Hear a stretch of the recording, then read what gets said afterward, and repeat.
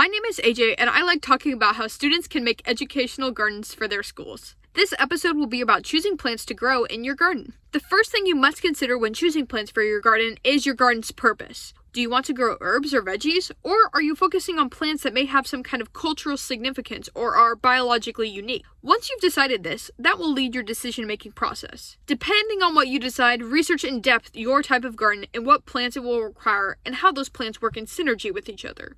Your purpose will also determine what kind of soil you'll need, since different plants have different soil requirements. Next, consider your location. Refer to local gardening resources to find what plants grow well in your area. For our garden, we got in touch with a master gardening organization in our community, and they were able to provide a list of plants that worked well for our area. When choosing plants, please consider if they are invasive in your area.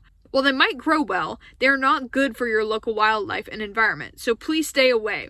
With location, consider sunlight, rainfall, and temperature. A good reference to assess these factors is the plant hardiness map. Still, some plants will need more sunlight than others, so assess if your garden is in an area that gets adequate sunlight. Also, detail a plan on how you will get water to your plants. Once you have considered these factors, choose plants that fulfill the criteria and ensure you can provide for them correctly. Once you have made your plant decisions, make sure you can find soil that also meets these plants' needs. If some of your plants have vastly different soil requirements, you may need to consider not growing a plant or making a separate bed. As for buying plants, research and visit your local nurseries to see if they have any plants you want. If they do, see if the plants are healthy. Do you see any bug issues or wilting leaves? If so, these can be signs of disease and you may want to avoid these plants. However, if you are very confident in your ability to save a plant from disease, sometimes you can negotiate a discount on these plants. In our next episode, we'll be talking about planting your garden. Thanks for watching and happy gardening!